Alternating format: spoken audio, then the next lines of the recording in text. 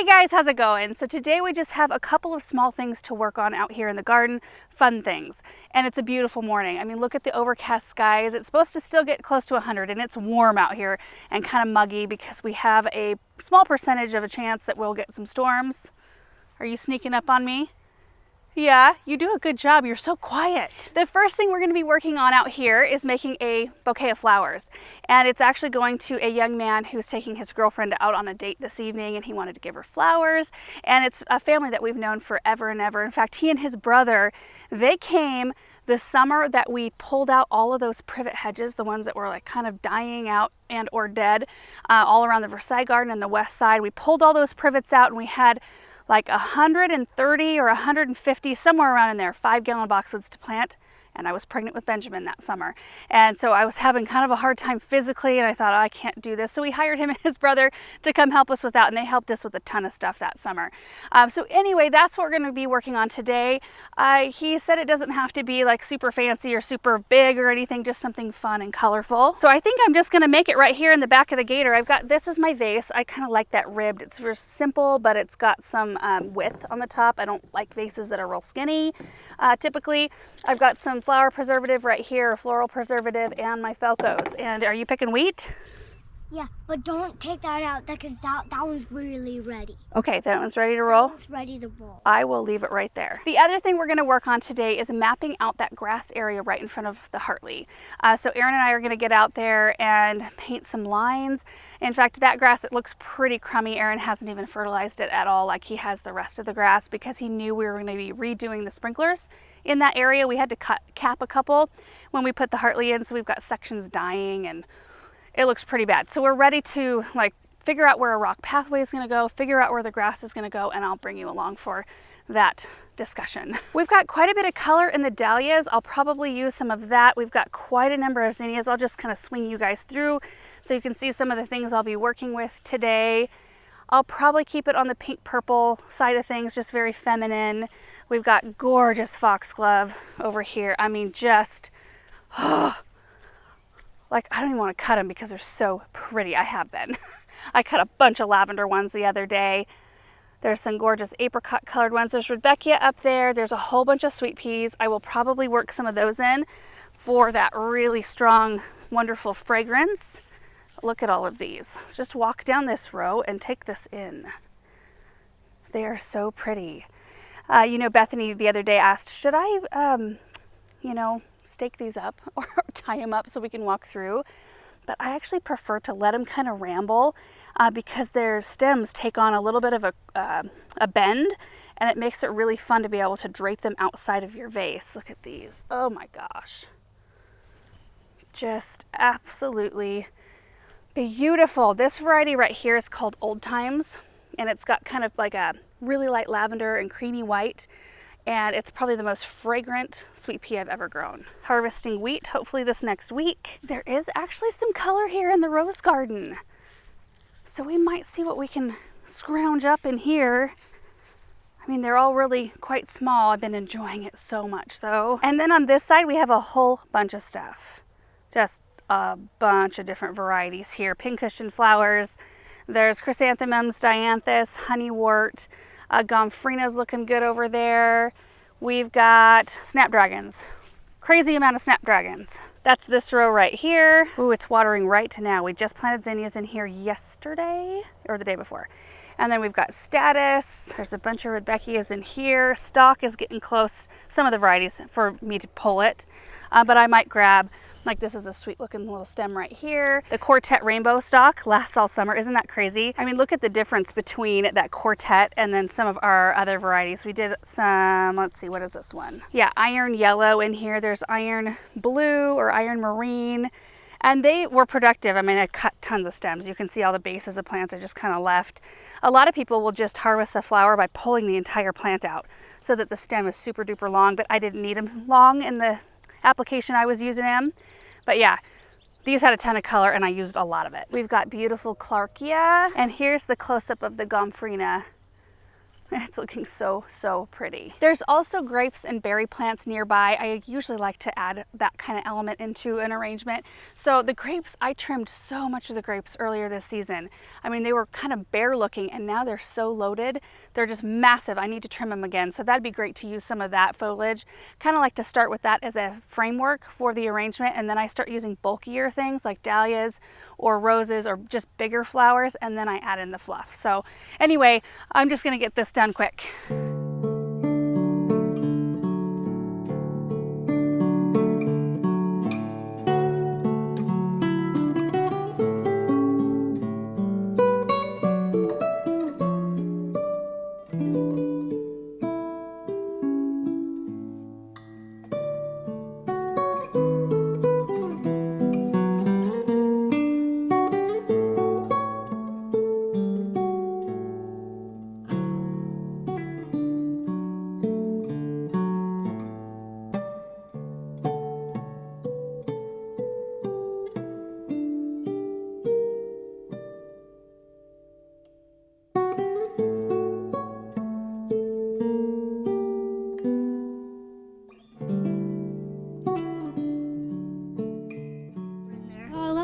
It's like comboed up right in Is it?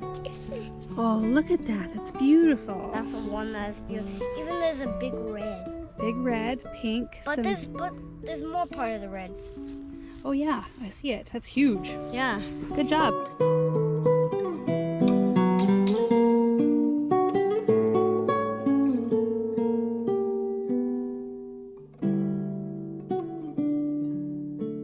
Okay, I got the arrangement done. And I kind of had to rush that process because I didn't realize what time it was. He's going to be here in a little bit to pick these up.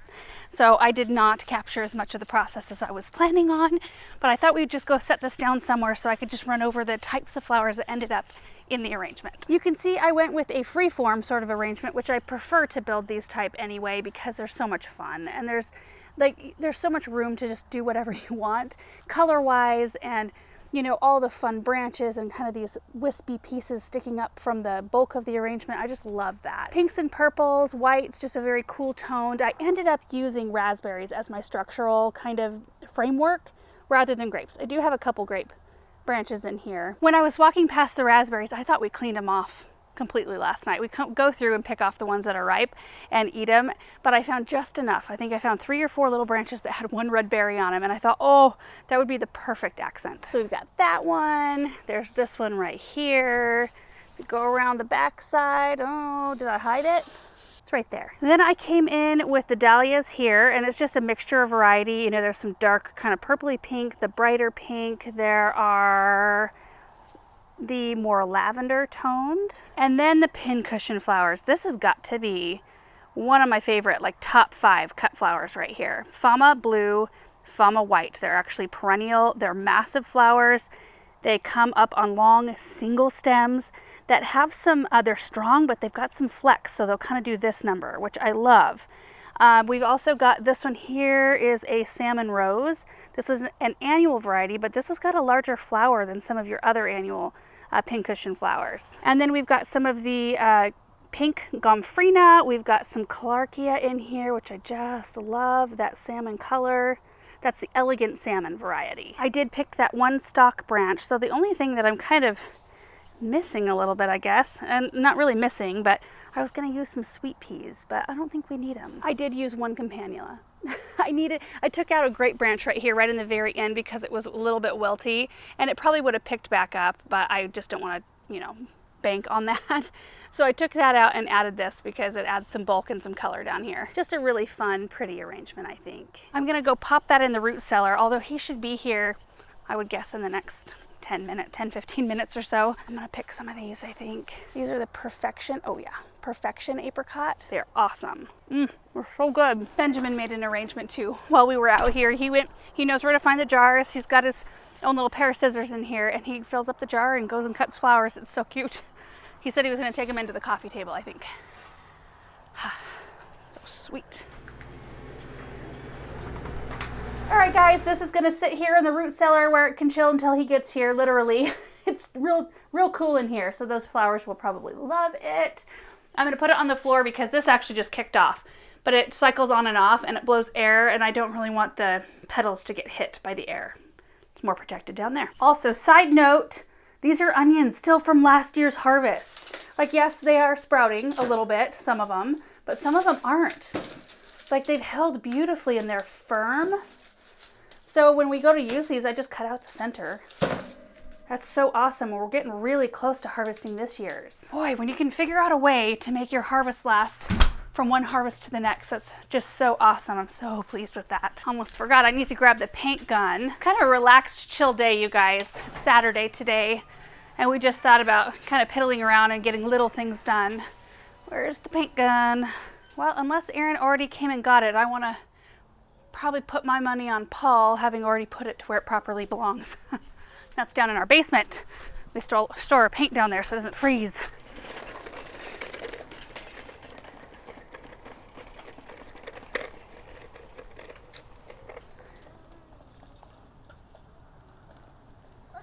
He's not batting at me anymore, you guys. Oh, that is so gorgeous. It does rain. It's a total mess of a tree. It rains these yellow blooms everywhere, but they're so little that they just kind of blow away. You don't have to pick them up. That's for sure. They just kind of dry up and go away. It is such a gorgeous tree though. I love it so much. All of those flowers are followed by those little paper lanterns that are green, like a chartreuse green in the beginning. They're gorgeous, and then they dry up and kind of turn a wheat color, and they've got 1 or 2 seeds in them. So they do sprout, like pop up all over the place, but they're super easy to pull. In fact, right in here, these are all those seedlings. So we're constantly pulling these out, but it's super easy to manage. Oh, sweet, you found it. I wonder if I should show my sketch. Probably. Okay. I did do a rough sketch. Aaron took the drone up and took a picture straight down, and so I did a rough sketch just of what I think we might do in the area, but you know that changes as you start to walk it off and paint it. That's why this step is so important. But I thought I would show that sketch to you, just to show you where we are starting point. This is the drone shot. You can see the house, the Hartley. This is the grass area we're going to be working on. You can see the sprinklers are not properly watering this grass, and we've just really done nothing about it, and it's starting to get stressed because it's getting so hot. Anyway, we were trying to decide, you know, we want a pathway through here to the Hartley for sure. So does that mean we cut through the grass and leave grass on both sides, or do we make more flower beds? So this is my sketch here. We decided to keep grass just on the right-hand side. It just makes the most amount of sense. We have a lot of grass. In other areas, we don't need to have a ton here. This pathway was formed sort of naturally. It was really handy this winter when we got snow. We could see clearly through the snow where we just naturally walked to the Hartley, and that was so helpful in determining where to put the pathway, because you want to put things in the most easy to move around sort of spots. Does that make sense? So that leads from the walkway around our house to the Hartley. All of this is going to be flower bed. All of the brown area is flower bed right here. The little black circles might be a low sort of hedge, maybe lavender, maybe a small hydrangea. I don't know, something that's pretty all season. Doesn't have to be a boxwood hedge. I want it to be something probably flowering. I penciled in an evergreen right behind the fireplace, kind of where those roses are, but we're just going to be able to develop this whole space right here. The locust tree, you know, we were kind of struggling with that this year. It has leafed out so much, and it is a sunburst honey locust, so it naturally has a yellow color, but it's a little more yellow than normal, and I'm hoping that that will stay there, but it's possible that canopy might leave at some point. We've got a flagstone pathway we'll put to this other walkway out from the Hartley, and this will be flagstone as well. The thing that we're questioning right here, the X with the trees, you know, this is the south side of the Hartley. The more shade we can add to this area, the better in our climate, because it gets so darn hot. But I don't want to mess up our line of sight, like our view. I don't want big trunks and canopies in the way of the whole thing. Keep in mind these 4 are maples right there. That will get, I want to say 30 to 35 foot spread, so about 15 foot from center. So we have plenty of room to put a couple more things right there, and we can limb them up so we can still see. It would create some shade over here, which I think would be really, really nice. But it's a situation where we may just pop a couple trees in their containers on the ground and just see what we think for a while before we plant them. These little green dots are possible tall conical evergreens, which could go here too. Something very formal, but that would block a little bit more of the view down lower. The flower bed underneath the weeping willow, the reason I have hardly touched it at all is we knew that we needed to take more of it out. So we'll be shaving out several feet of that. And then this area here, you can see I got a rough sketch here, will be brick. You know, we're doing brick lining along all of our flower beds. It'll pick up and continue around the chicken coop as well. And then we've got some junipers coming for either side of the bench area. We're going to be putting in more gravel here, so it's more of a walkway in front of the benches that we have placed. But anyway, we just thought that if we got it painted out and walked off, just, you know, in person it makes such a difference. On paper, everything can make sense. But in person, it can be something completely different. So it kind of was that way with our brick patio, which I just adore how it turned out. I love it. And the patio portion is done. It's up to us now to get the rest of this done. I just need to get some plants moved. We'll get the boxwoods all planted. You can see I have some set out there. You know, this opening will match that one over there. It's not going to be this big giant thing here.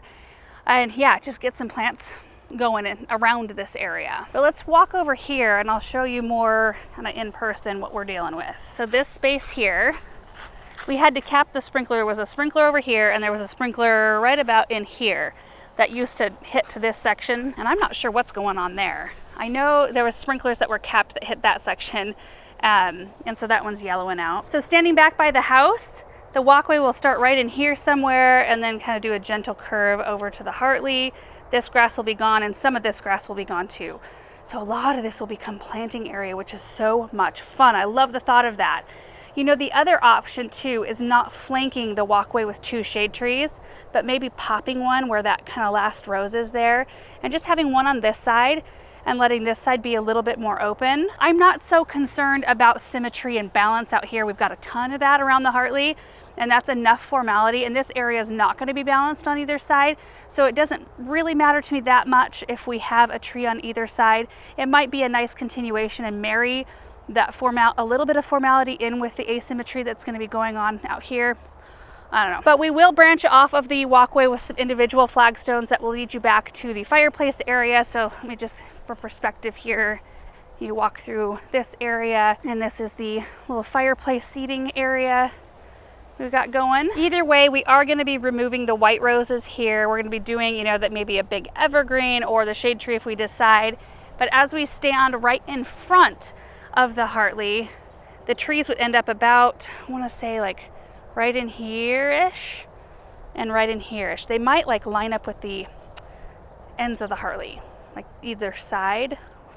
I think that would look good. I like the idea of more shade. It cools everything down. We use less water on everything else when they're not in full sun, and Aaron loves trees. So I think it's kind of a win-win-win. I just want to make sure that it's the right decision, because trees are a big decision, especially if you're putting in ones that get really big. Okay, I think it's about lunchtime, so I'm gonna stop and make lunch for the kids, and then we'll probably come back out here and get everything painted out so we can really see what's going on. I wonder too, if Aaron should mow that grass quick. It's so long. Tomorrow's mowing day. It's gonna be hard to paint on long grass, I think. All right, guys, fast forward to Monday morning. We ended up doing some other things over the weekend, and it was super hot anyway. So I thought I would get out here early. It's like 7 this morning, and it's quite nice. It's supposed to be over 100 degrees today, but it's nice in the mornings. That's the one benefit. Well, there's many benefits of living in high desert, but it is a huge benefit that it cools down big time at night. Like, it can get 105 during the day, but it's going to go down to 65 at night, and it gives everything, including us, a little bit of a reprieve. And I think that's the only reason why our plants thrive as well as they do, and some don't even thrive with that.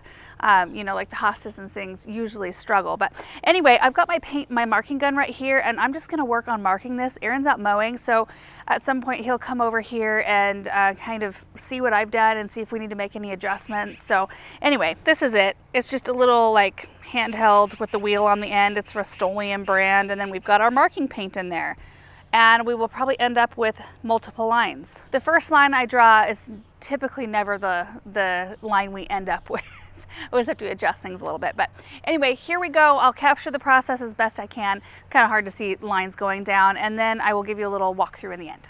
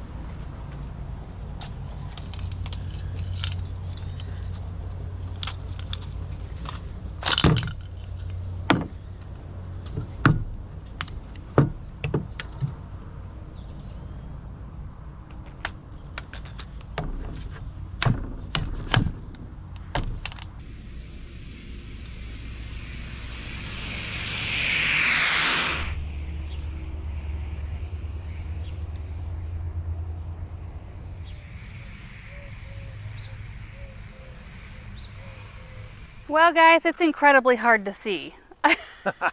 With all the sun and stuff, you can hardly see the lines, but I get an idea though.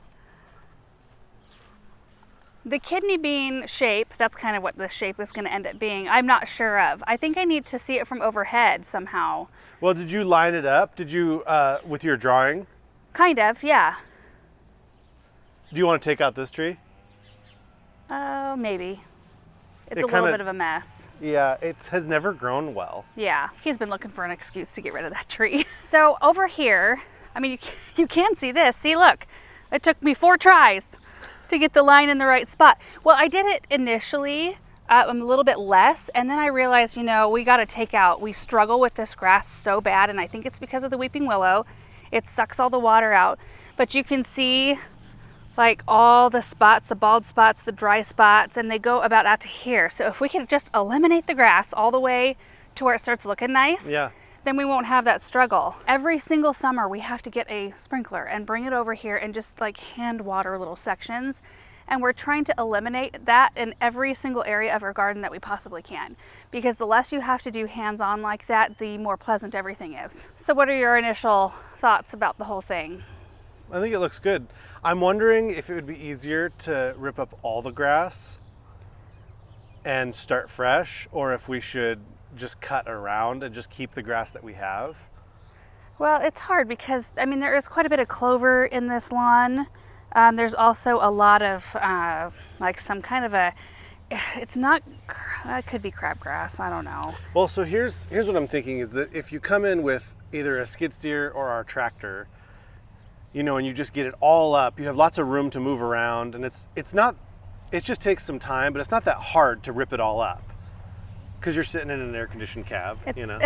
It's easier to retrench. We have to retrench this area for sprinklers. Right, that's the other thing is, so we're gonna retrench it, and then if we trench it, if we keep the grass the way it is, you know, you're gonna have to do this by hand, which is a lot of physical labor. Yeah. The upside, I think, is one, the ease of doing it that way, and then not worrying about, you know, fixing trench lines and stuff right through the grass. And also like fixing the low spots. There's a low spot right there. I don't know if those of you who've been around for a long time and have been watching our videos, there was a boxwood hedge, just a little random curved boxwood hedge that ends about right where the little low spot is. Aaron's been kind of putting compost on, and the grass grows back through it, and then eventually, you know, you bring the level up, but the whole curve is kind of low. So it would be nice to address some of those things, but then you're starting fresh and then you're dealing with all the weeds that come up with it. Yeah, right. So then you're gonna have to weed, and then we're gonna have to edge. Yeah. You know, that's gonna have to be a thing. So thing you have to edge too. either way. Well, but edging a little bit of grass versus edging, you know, pulling that up, I think this is a way bigger job than Sure. edging just the edges after you've seeded. So if we got it all tore up, and then we would ask Pedro to come put in the sprinkler system, and I mean, I'm guessing a project like that, he might be out 2-3 weeks anyway on putting in the sprinkler system. So, and then if we start seeding after that, I've seeded in the heat of summer, and as long as, you know, you just run your system for like 1 or 2 minutes, like 5 times a day, and you can get the grass to come up even in 100 degrees. Sure. So I'm not too worried about that aspect of it. So honestly, I think that we should just see when Pedro can put it in the system, and then just tear up the grass like a week prior to that. Sure. This is a really good thing to come out and do though, because being able to walk your space and kind of live with it too, like we'll be able to live with the lines like Aaron did. You probably just saw Aaron came out and mowed before I painted lines because the grass was so long. So you won't need to mow for another week. Right. And we can, you know, really look at these lines, and I can look at them from maybe the upper story window and get a little bit of a better feel, and we can shift things around, like just mentally knowing where things will be when the grass comes up will be handy. But let me walk the path with you real quick. So the edge of the grass, do I have it about here? Did I finish it? Oh, I ran right here. Maybe I ran out of paint right here. Anyway, so the edge of the actual grass lawn would be about here, and then this whole section will be pathway and flower bed. So like this will have beautiful things in it, and then the pathway starts over here. And what I did, so there's a natural pathway to the Hartley, and it's kind of a straight shot, you know, and so I did put a little bit of a curve to it, which once the pathway is there, it'll pull you that way anyway, and it'll give it a little bit more of a ease about it instead of a straight line. So you can kind of see right here, it does like a little out, and then it does a little curve this way, and then it ends up lining you straight up with the Hartley right here. And then I came in and put a couple of X's on the ground where I thought those trees could go, like maybe a shade tree right in here, which would be, it would be very nice. It would make this whole area so much more pleasant. And then the other one though, this is the question, I think once we have grass up, it might determine where the tree placement ends up if we decide to do trees. With the way the pathway is coming, it's not gonna look super balanced though, Aaron. Right. Because like if we put a tree here and a tree there, the pathway goes this way, so it's gonna look like that tree, even if it's exactly the same distance, it's gonna look visually closer to that tree over there. So that might be something we just have to kind of play with. Mm-hmm.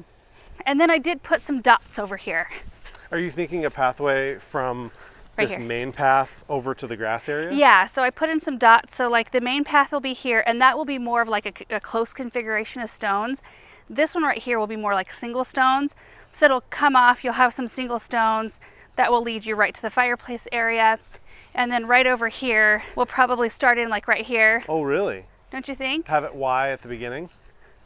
Well, it's kind of a Y. It won't look connected because it's not going to be the same configuration of stones. This will be more singles. Sure. I don't know. It's Sure. a good place to start. I think we can really start thinking about this and refining our plans, I think. I think that's pretty much it for this. And I know that this is kind of a non-tangible, untangible, non-tangible, Intangible? whatever. You can't really see a whole lot today. It's not a very grand thing, but we just wanted to show you where we start with the process, because we do see some of you guys ask, like, where do you even start? How do you start reshaping or rethinking your gardens? And this is kind of where it starts, either painting the lines, which is so handy because the lines eventually wear off and or are mowed up, so you can restart, or you can use a hose or rope or whatever you have, and you can just kind of live with it for a little while and kind of look at the space and see how it works with your traffic flow. So this is kind of where we start, just a lot of discussing, sometimes measuring. Well, I think I putting hate some measuring. paint down is really helpful. And I mean, my personality is to kind of like talk things through. Yeah. Maybe too much. But it to me, just talking it through, thinking like, okay, how do we normally want to walk? And Yeah. you just try to think through anything that could go wrong, I guess. Because Mm-hmm. if you can solve all your issues before you've done the project, Mm-hmm. anything you can think of that, Yeah. that could go awry. You get rid of a lot of problems that way. Yeah. Or potential problems. So I think at this point, we are, instead of leaving you with this, we're going to move some furniture around really quick. So the set of furniture we have by our back kitchen door wasn't intended to stay there. It was meant for the new brick patio area once that area was finished, and it is finished. The planting's not finished around it, obviously, but the brick patio is finished. So we're going to move that, and then we ordered a bistro set to put where the seating set is, by the kitchen, so that we could have a place that's very easy to get to from the kitchen to eat. I think we'll use it a lot. Yeah. So we're going to do that for you guys so you can see how that ends up. I'm excited.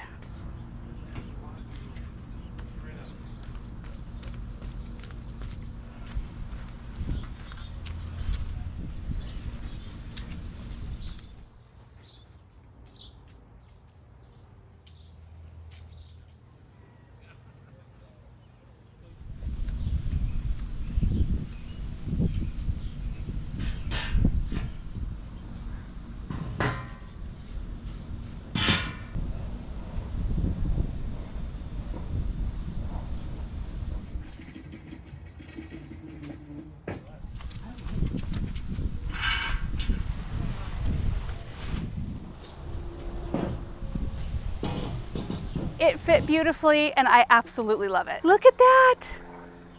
It looks like it was meant for this space. Doesn't get in the way of the brick walkway. It fills the area beautifully. I did have to eliminate one hydrangea, which I expected I was going to need to at least eliminate one or two, so that we could easily get around the table. We did have to mess with it for a little while to figure out the best ways to fit it. but the fact that it's by our back kitchen door and the grill makes it so handy. And we did use the chairs a lot, like almost every single day, but we will use this probably more, not only just for sitting and the kids, you know, running around and playing and they ride their bikes on the brick walkways a lot, but also for eating now. And you know, we have other places to come out and eat. There's the wood table and chairs in particular in our front yard underneath the ash tree, but it's a little bit more of a trek, and the further you put your things like that, like areas, dining areas away from where the food is going to be prepared, the least likely or the less likely I think you're going to use it. At least that's the case for us. So this right here is the same, comes from the same line as the seating arrangement. It's from Frontgate, the variety, not variety, I want to say everything's a variety. This is the variety called Carlisle. It is the series, the Carlisle series. But I just really liked the lines of this furniture quite a lot. We do choose cushions in a lighter color because of our orange cats. Douglas doesn't get on furniture that we can see. You like to lay on the ground, don't you, dude? And these creamy, like tan, creamy colored cushions do not show the orange hair. So that is a huge consideration when we're picking the color of cushions, because you look at this and think, oh my goodness, like we don't let the kids eat their popsicles by these cushions, that's for sure. But the cats are one of the bigger concerns here. It does have this right here, so you can pop an umbrella down should you want to, but I love that it has a cover so it looks complete even when there's no umbrella there. I just love it. While I was at it, I did spring for the covers. You can see I labeled the box, and we'll keep that in the barn until fall. These were an investment. Both of these sets of furniture, I waited until they went on sale. I've been looking at them for a little while, and I just thought I'm not going to buy these things and not have a really good way to cover them, so that we can save them as long as possible, keep them as nice as possible. So anyway, I do have covers for both sets. All right, and here's the other one. It is perfect. We are so thrilled because, you know, until you get stuff sitting here, you never know like how it's going to fit. And we were worried that, oh, did we make the circle too big? Because once we get furniture in here, we wanted plenty of room to still be able to get a garden cart around in here should we need to or want to.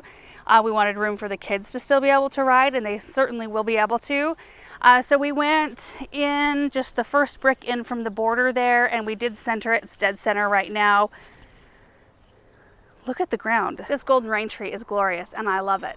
It's a messy tree though.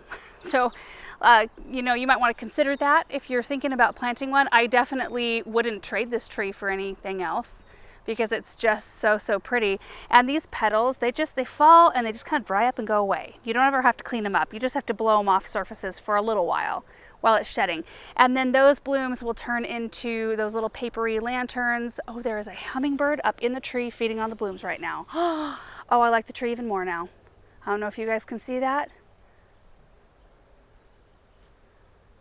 I can't zoom in on this camera. Oh, I did not know that hummingbirds were attracted to this tree. Oh, most fun discovery ever. I just saw it pick a bloom off, pull it off, drop it, and then go back to the flower, to where the flower was. That's strange. Oh, I love discoveries like that. So fun. So you can see that we also still have yet to plant the boxwoods. You can see I've got them sitting there, and they're going to cruise right along here.